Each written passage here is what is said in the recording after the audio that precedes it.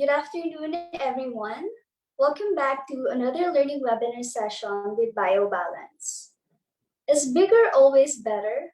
Apparently, that's not always the case. For today's webinar, a wellness expert will talk about the prostate changes in men that happen with age, some symptoms and treatments for prostate issues, and practical tips for keeping a healthy prostate.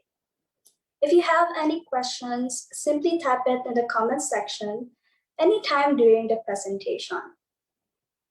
Our speaker today is a resident consultant at BioBalance and is the first Filipino certified in functional medicine by the Institute of Functional Medicine USA.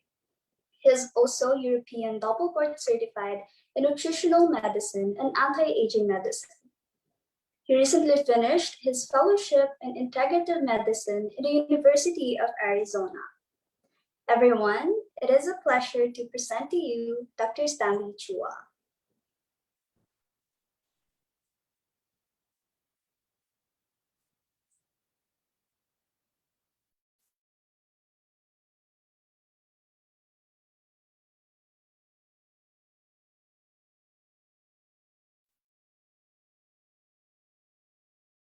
Hi, good afternoon, everybody. First of all, I'd like to greet all the fathers and father-like figures in our lives. A happy Father's Day tomorrow. And so today we have a very unique presentation because it's all about the prostate, which most men will deal with throughout their life, in their lifespans, no? So we're going to talk about the different mechanisms of why the prostate would enlarge, as well as how do we prevent our prostate from becoming a problem in the future? We'll also present certain options that you will encounter when you talk to our conventional or allopathic doctors about how they manage a prostate, as well as the advantages and disadvantages, of course, of these, as well as some complementary therapies that have been proven actually to help with improving prostate health overall. And then lastly is to actually discuss a few of the most common supplements that you'll see in almost any health food store that deal with the prostate health and how we can use those supplements to further improve symptoms of benign prostate hyperplasia, for example. So are you experiencing any of these signs? So at night, are you waking up, quite a few times to urinate? Are you noticing that, even if you're not drinking a lot of water, are you going to the bathroom more often? Do you always have this weird urgency to pee at odd times, or sometimes you have a poor stream, and in a lot of instances, a poor stream of urine or a lack of the force of urine is one of the first signs that there's some changes happening in the prostate. Also, a symptom that's very common is actually what's called dribbling, no? And if you're having some of these symptoms as well, that can be a sign of the prostate. And lastly, of course, is there, a sudden feeling that, you're just not emptying as well as you did in the past. And these usually point to the prostate because of the unique anatomy of where the prostate is. So what is the prostate gland anyway, right? So it's actually a gland that sits just behind the bladder, no? And it's readily accessible actually through the rectum. So you'll see often that when you have a prostate exam, a doctor would often do a digital rectal exam and feel for the prostate through the rectum. And so you're able to actually assess for the size, the texture, and sometimes if there are lumps on the prostate, if it's on the posterior side. So the prostate actually contributes primarily to the seminal fluid that men ejaculate during intercourse. But apart from that, other functions of the prostate are not fully or well understood. And so, when the prostate is removed, oftentimes the symptoms that accompany it are often related to sexual dysfunction. So because of the unique position of the prostate, where it sits just after the bladder, just before you're able to pass it urine out into the urethra, any enlargement of this organ actually can cause symptoms of compression. And so if the bladder is big enough, it compresses on the urethra or the bladder. And that's why most of the symptoms we get when a prostate enlarges is actually changes in the character, the power, the frequency of urination. So there are several conditions that commonly affect the prostate. The first, of course, is benign prostatic hyperplasia, where the prostate enlarges to an unusual size. So typically the prostate is somewhere around 20 to 30 grams. And when you have an ultrasound, oftentimes you'll be able to see that the prostate will be bigger than normal, for example. There is another condition called prostatitis, which is an unusual inflammation or infection of the prostate. And for that, conventional antibiotics usually are one of the ways we manage that. There is, of course, the condition called prostate cancer, which can affect men, of course. And the problem with prostate cancer is that usually it goes largely undetected. No? And often we use a diagnostic tool called the PSA actually to see if there's a chance that the prostate is becoming cancerous or whatnot. But normally the PSA is just a marker and not a definitive tool to tell you that okay, you do have prostate cancer or you don't. There are more rare syndromes such as chronic pelvic pain syndrome that also do affect the prostate, but we won't be touching on this because the management for a chronic pelvic pain syndrome is usually a multifaceted approach because it involves the pelvic sling, the muscles around the pelvis as well, and it's not just the prostate that you have to manage in that case. So why does the prostate grow? The most common reason and the most strong association to prostate growth is actually age.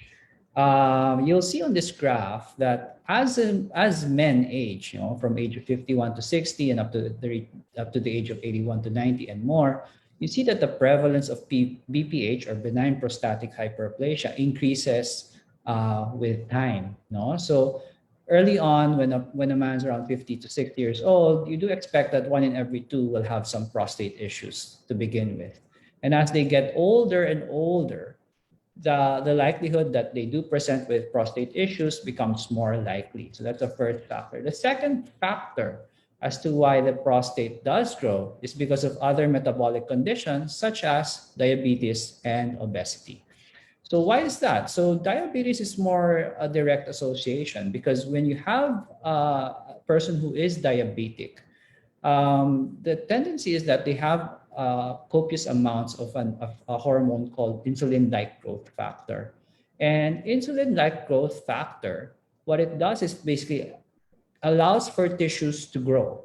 And what is the main problem in benign prostatic hyperplasia? It's actually that the tissue is growing far faster than it should.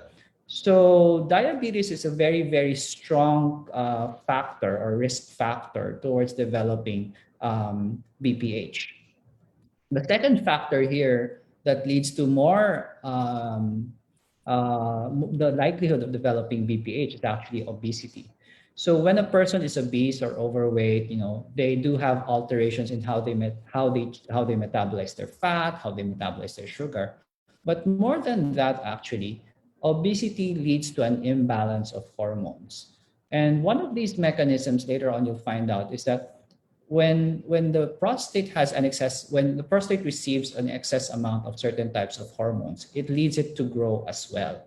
And so it leads to premature symptoms of prostate growth, especially in the young. And we're seeing more and more that even young individuals as young as 30, even 40 years old are beginning to present more frequently now with prostate changes or prostate disorders. So the hormones that are mainly associated with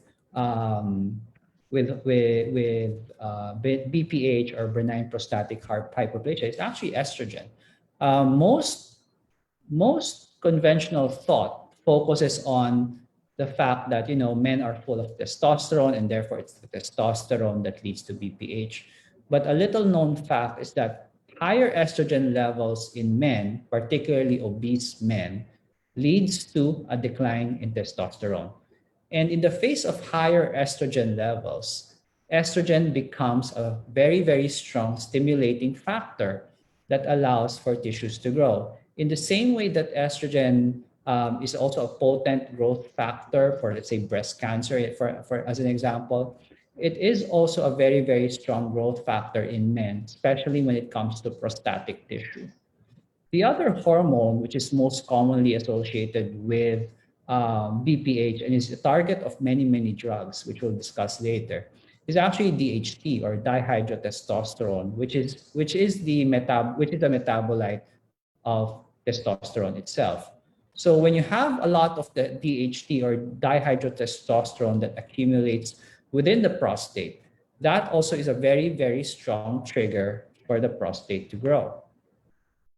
Now, it's not to say that even, guys are full of hormones, we all will age, and therefore there's nothing that we can do.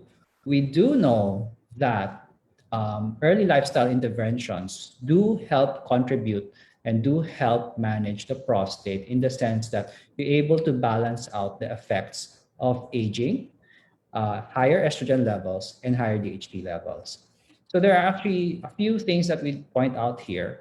The first, of course, is that higher consumption of red meat in men has been shown to actually promote a higher likelihood of prostate growth. And this is because of the fact that red meat is highly inflammatory in nature, especially if the meat is non-organic. So it's best to regulate or manage red meat consumption. Dairy is a very common trigger actually for prostate growth, simply because dairy, cheese, and milk products usually contain higher amounts of growth factors, which is why we give it to kids so that they can grow faster. And in our situation as adults, when we're consuming copious amounts of dairy, that can also be a very, very strong trigger for the growth of the prostate. Soy products are a bit controversial. So there's two schools of thoughts here. So soy is mostly well known because of the phytoestrogen component that it has. No? So soy and certain other plant foods do have an estrogenic-like compound in them. And so in certain schools of thought, they think that soy should be omitted completely in the diet of men simply because of that reason. And then there's the other fact that soy can actually be or is actually preventive in certain situations of prostate enlargement as well. So we're not really definitive about, should you avoid soy or, soy is allowed, but trying to moderate it or reduce the amount of soy you consume on regular basis is quite important. Canned foods is also one of those things because of there's an endocrine disruptor in canned foods. So all canned foods usually has a plastic lining inside, and that's filled with BPA. And so BPA is a very, very potent endocrine disruptor that will alter how your body responds to certain hormones. The fifth item here, of course, is processed food, and then lastly is sugar. And sugar, to put it simply, correlates to the effect of when you have diabetes. Higher insulin-like growth factor leads to more prostate enlargement. There are foods that really benefit though with regard to the prostate. Now, fruits and vegetables are a no-brainer.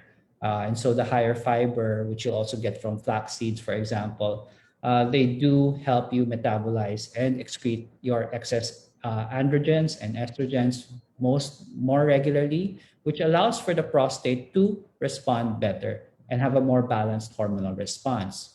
Omega-3s, which you can find in fatty fish, salmon, tuna, herring, and mackerel, for example, you can actually use omega-3s because they are very, very strong anti-inflammatory components.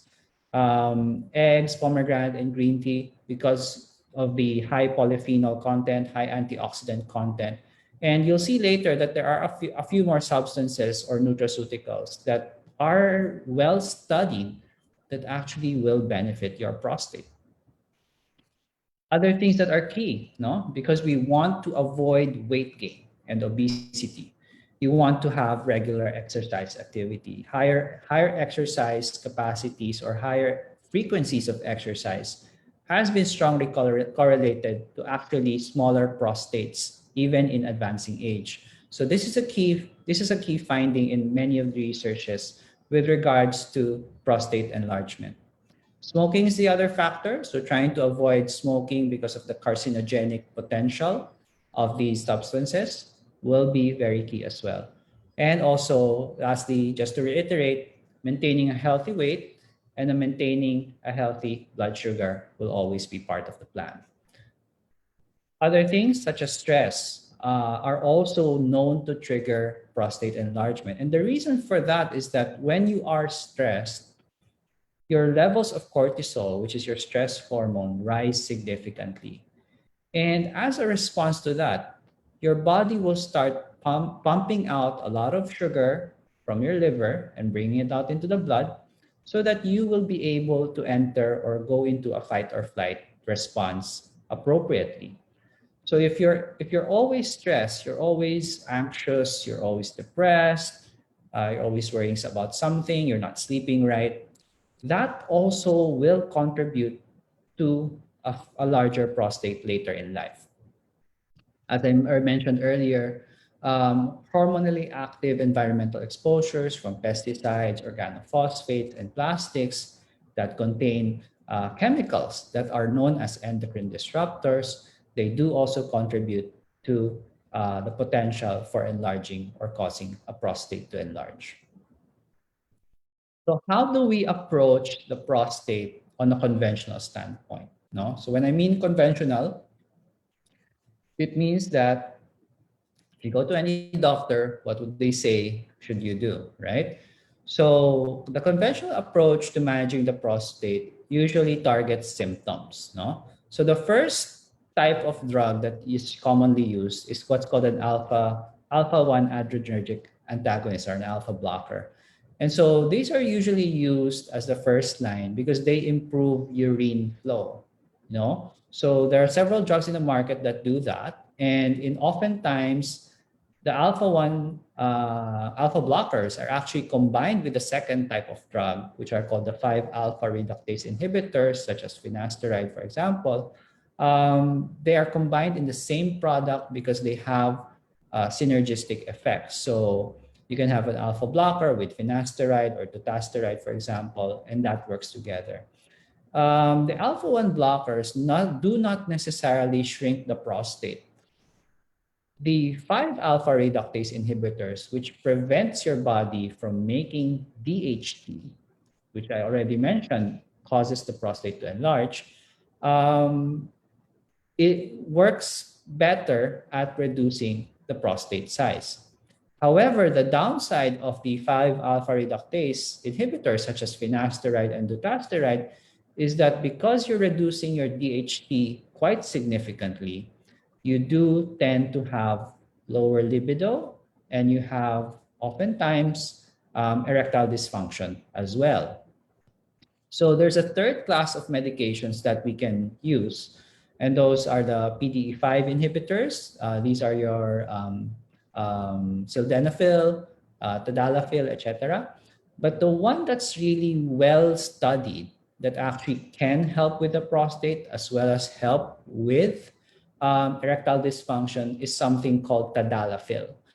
And so this one works well as an anti-prostate enlargement medication only if it's used at lower doses. So you're not talking about using it for the higher doses which are used to manage erectile dysfunction. Okay, so lastly, which I discussed earlier, we can combine certain medications which actually help to improve prostate performance and reduce the blockage that the prostate has on the urine stream. But apart from conventional medications, there are of course surgical options. So there are more radical procedures, and then of course more conservative procedures or minimally invasive procedures. So the most common one that you will hear is something called TURP or transurethral resection of the prostate. And by that process, essentially what happens is that a probe is inserted through the penis, through the urethra, and through the urethra, you access or you are able to access the prostate on the side, just beside it, and so you're able to resect certain sections of the prostate um, and give the urethra a little bit more room so that the flow can be much better. You get less symptoms from an enlarged prostate. It's very common that when you have a transurethral resection of a prostate, you're not able to fully remove the prostate itself. And oftentimes, if you go to have this procedure, they don't remove the whole prostate altogether. Now, there are of course procedures like radical prostatectomy, where they make an incision just here by the rectum, and they take out the prostate in its entirety as well. No? Typically, that's used for more for cancer, for example. There are other newer upcoming procedures that are becoming more available, which is your transurethral microwave thermotherapy. So similar to this procedure where you insert a probe through the urethra, but instead of using a surgical tool to remove or resect the prostate, you're using microwaves. Microwaves, it's sort of like melting down the prostate in a sense. No, there's also needle ablation, which is similar to those procedures. Now, what are the common things that if you go to your traditional health food store that you'll see, and they'll list that as something for the prostate. So we'll discuss a few things here, and the most popular here is actually saw palmetto. So saw palmetto acts like finasteride, so it's also a 5-alpha reductase inhibitor, and you need to take it a good 3 to 6 months before you can see its full effect. Its effect actually has been seen to be quite similar to that of finasteride. And it actually helps to improve symptoms of an enlarged prostate. Overall, the studies have been quite positive with finasteride. And with regards to improving urine frequency, hesitancy, urinary flow rate, and nocturia, 5-alpha reductase inhibitors like saw palmetto are quite similar to that of finasteride. The one good side about using saw palmetto is that there are studies that show that the effect that finasteride has with regards to ED, erectile dysfunction, and low libido is not as evident or is not as prevalent as you would see when you use a saw palmetto. So that's actually one of the bigger advantages of saw palmetto. To use saw palmetto, you'll need to take about 160 milligrams twice daily, or a total of about 320 milligrams each and every day.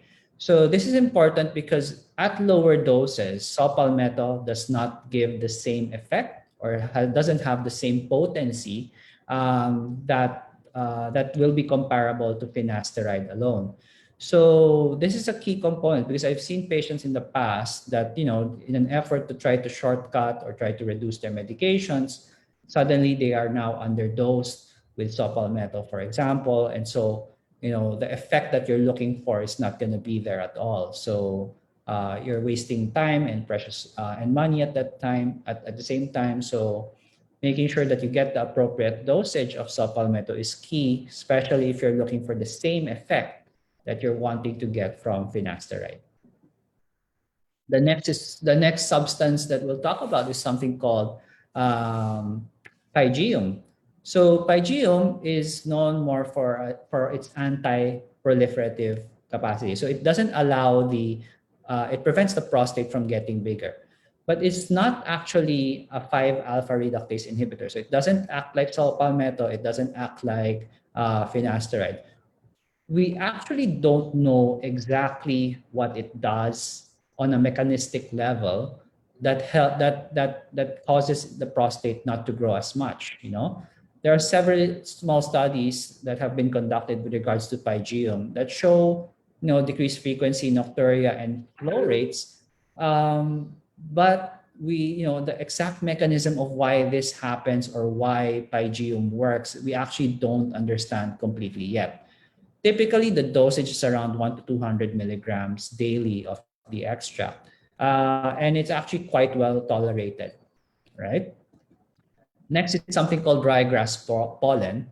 And ryegrass pollen is very potent. It's actually already it's actually a widely used supplement, similar to your alpha blockers, in terms of managing urinary symptoms. So it acts like your alpha blockers by improving urine stream, improving the flow rates, improving hesitancy and frequency of urination.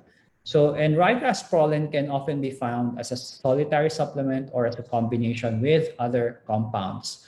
And the nice thing about ryegrass pollen here is that it actually is quite potent relative to your alpha blockers. And so in Europe, what they've done is that ryegrass pollen is actually much preferred by more people rather than your alpha blockers in terms of managing the symptoms of an enlarged prostate. Next is something called beta cytosterol. So beta cytosterol is a compound that's been shown to actually suppress prostate proliferation. So it prevents the tissues of the prostate to grow. Several small studies have already showed that it improves lower urinary tract symptoms, but on a dose of at least about 130 milligrams daily. The added advantage of having beta cytosterol here is that it's actually the preferred supplement or nutraceutical when a person also has elevated LDL. Beta cytosterol actually is more popular as an anti-cholesterol medication. So it actually helps control hypercholesterolemia, especially when the LDL fraction is quite high. So if you have that combination in you where you have high cholesterol with BPH or enlarged prostate or urinary symptoms, beta cytosterol may be the more preferred substance rather than saw palmetto, for example, or ryegrass pollen. Last is called stinging nettle root. And stinging nettle root is a sex hormone binding globulin receptor antagonist. So it helps the prostate because it acts like an aromatase inhibitor. And so when you say something is an aromatase inhibitor, what it means is that it prevents the body from producing too much estrogen, right? In addition, it is also a 5-alpha reductase inhibitor. So you're preventing both the DHT aspect and the estrogen aspect, or the two main hormonal pathways that lead to an enlarged prostate. So this is also one option, and it's not a very popular option in the country actually, or you don't hear it much that people talk about, hey, I take stinging nettle root for my prostate, but it's actually a good anti-hormone substance, especially when you're talking about a person with obesity, and that obviously this person will have high estrogen with high with high sugar and all of that, because it actually helps manage the higher estrogen levels in those men. The one problem though with stinging nettle root is that the dosage is quite high. So you need a daily dose of about 4 to 6 grams of the crude root, or in certain cases about 120 milligrams of a standardized extract. So the crude root actually, so you can buy in certain herbariums, you can actually buy whole roots, which you'll have to decoct and whatnot, and 4 to 6 grams of stinging nettle root will be used for that. There are, of course, more standardized extracts, and for that, it's about 120 milligrams, 2 to 3 times daily, to bring down levels of hormones properly. So there are other, of course, nutrients that are actually known to be quite beneficial for those with prostate problems. Lycopene is one of the most common supplements or nutrients that we can use for the prostate, in particular for prostate cancer. The reason for this is that lycopene is actually a very, very strong antioxidant. And if you hear all the commercials out there, lycopene is released when you cook tomatoes. So only upon heating tomatoes or tomato products do you get lycopene. So raw products do not contain any lycopene. And because of its anti-inflammatory potential, lycopene is actually very, very good because of because it protects the prostate from becoming cancerous, and it protects the prostate from becoming overgrown. The second one is of course zinc. The second one is here is pumpkin seed oil. It has been shown to be as effective as your alpha blockers as well. So similar to your ryegrass pollen, pumpkin seed oil is another thing that you know it's worth trying.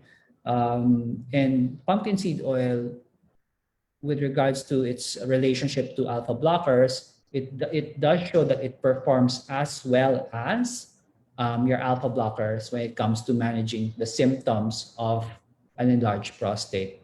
And lastly, we have zinc. So, everyone's taking zinc now because of the pandemic, but also zinc is actually a mild aromatase inhibitor. It works similarly to your stinging nettle, and it's actually quite useful as an adjunct. So we rarely would use zinc alone to manage an enlarged prostate. So usually we'll have to use some of the more stronger substances like saw palmetto, ryegrass pollen, or stinging nettle. Zinc is a very, very mild aromatase inhibitor. And since it's a very mild aromatase inhibitor, you don't get a significant amount, you wouldn't get a significant reduction in estrogen levels just by using your zinc. No? So this is these are one of the drawbacks, but it is often found that all of these nutraceuticals that I discussed, you can find them actually in combination products. And they're usually specified for the prostate that this is for the prostate health, or this is for prostate health or prostate growth or whatnot.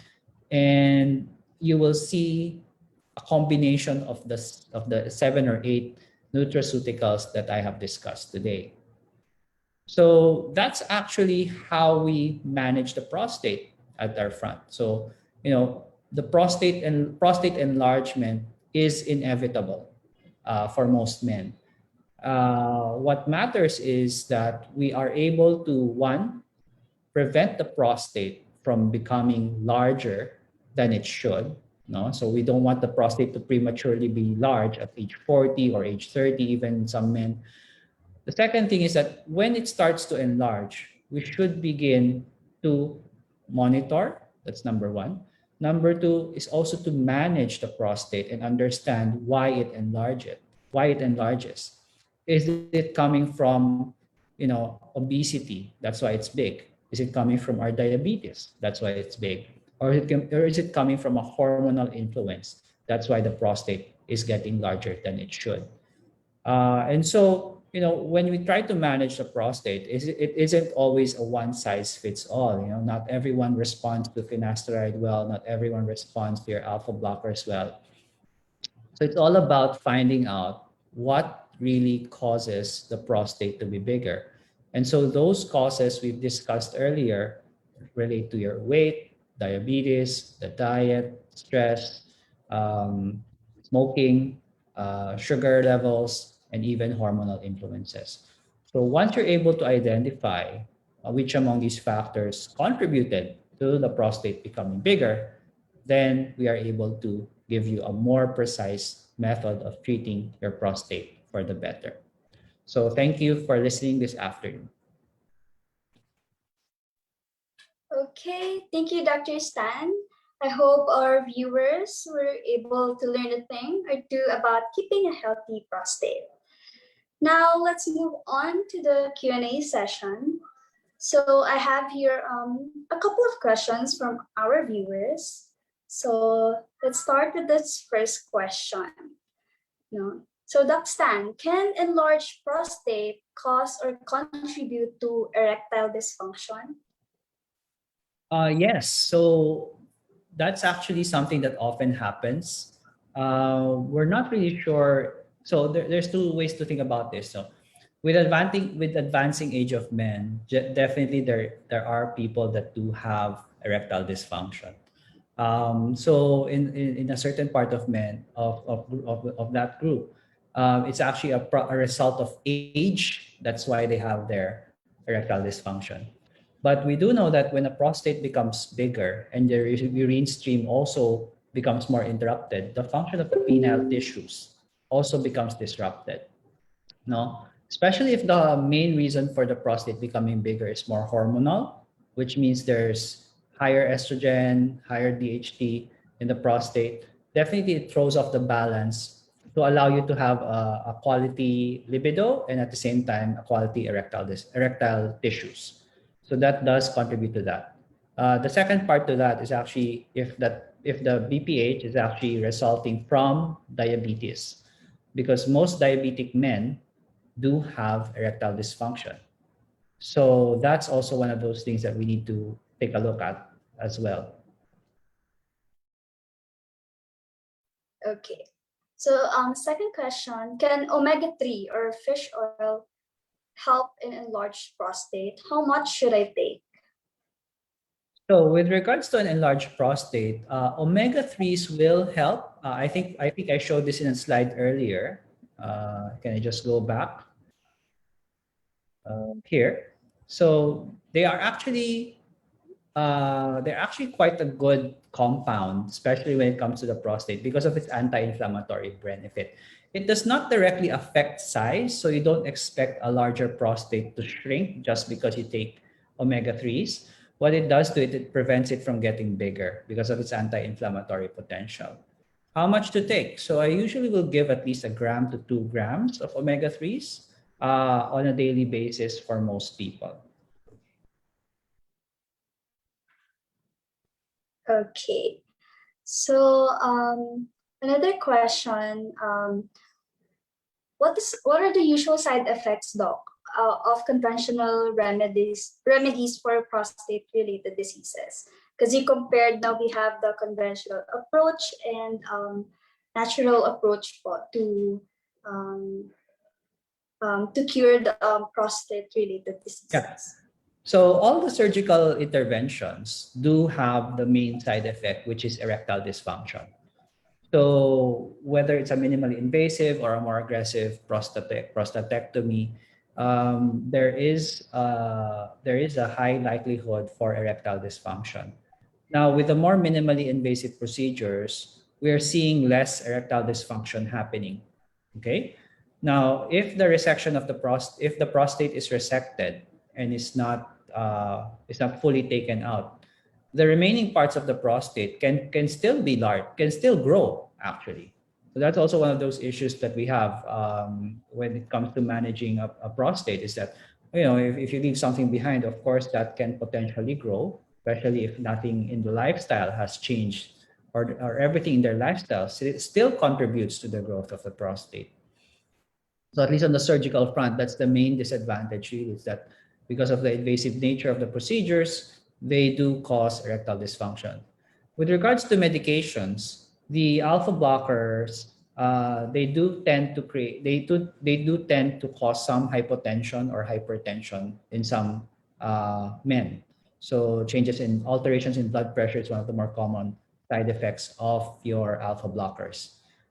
With regards to the finasteride, the 5-alpha reductase inhibitors, the most common side effect I've seen is actually loss of libido and erectile dysfunction because of the sudden or drastic decrease in your DHT. With regards to the PDE5 inhibitors, which is your tadalafil, in smaller doses, tadalafil is not ideal if you have uncontrolled blood pressure. So that is always a risk when you take your tadalafil, and that's one of those contraindications when you take that. So it's not ideal in those instances. So because of that, so just like your alpha blockers, it can change your blood pressure quite drastically as well. You're not seeing a lot of those side effects with regards to the nutraceuticals. You do see that for example, with sopalmeto, comparing it to finasteride, you're seeing that about 1/5 of those that take sopalmeto manifest still with erectile dysfunction, but not as much as with those that take finasteride the finasteride drug. So there are just changes in that as well. So those are the main side effects for these conventional treatments. Okay. So third question, Doc. Is it true that tomato seeds can cause enlarged prostate, or is it just a myth? I think that's largely a myth. So tomato seeds, well, actually seeds at that shouldn't cause an enlarged prostate because they are fibrous in nature. And so anything that's fibrous in nature will allow for better excretion of hormones. So I think it's actually more protective in a way rather than it's a more negative for the prostate. But we're not just to be clear here, there are no studies that show that tomato seeds do cause harm or do benefit the prostate directly. Okay. So another question, and I think this is going to be our last question for today. If you already have enlarged prostate, can exercise worsen it? Can exercise worsen it? Yes. Mm-hmm. If you have Typically, no. enlarged prostate. So I think this goes to the idea of cycling, if I'm right. Because I had a patient ask me this recently, like that they go on biking and he asked me, does that hurt my prostate? So because you're sitting on that seat and that directly on the prostate. So I don't think that exercise does make the prostate worse. If you have a condition called pelvic pain, chronic pelvic pain syndrome, of which prostatitis is a symptom, then it can be a problem when you do cycling or biking. But if we're talking about purely BPH or just enlargement of the prostate, exercise is generally beneficial for most men. Okay. Okay. We've got a few more questions left, but I'm afraid we're running out of time. We will be replying to your queries after the webinar through your Viber or Facebook messengers. We would also like to greet all the fathers in our audience and also all the fathers in your life a happy Father's Day. As a special ode to men and with Father's Day coming up, we're giving a free gift and a free delivery for a minimum purchase of 5,000 in our online store. Our extensive premium product line includes some of the supplements previously mentioned by Dr. Stan. Promo will end tomorrow, so make sure to place your order right after this webinar. Visit our website at www.biovalenceinstitute.com and use the promo code HEALTHYAGING to get exclusive discounts and our Father's Day gift. For any follow-up questions that you may have, or for those who want to schedule a one-on-one online session with Dr. Stan or any of our in-house doctors, drop us a line through our Facebook or Instagram page. Or you may also contact our hotline number 0917-866-2689. Again, that's 0917-866-2689. We thank everyone who tuned in today's session, and we look forward to seeing you in our next webinar. If you have any particular health topic in mind, do drop us a note in our Facebook and Instagram. Thanks again, and bye everyone, and happy Father's Day. Thank you, everybody.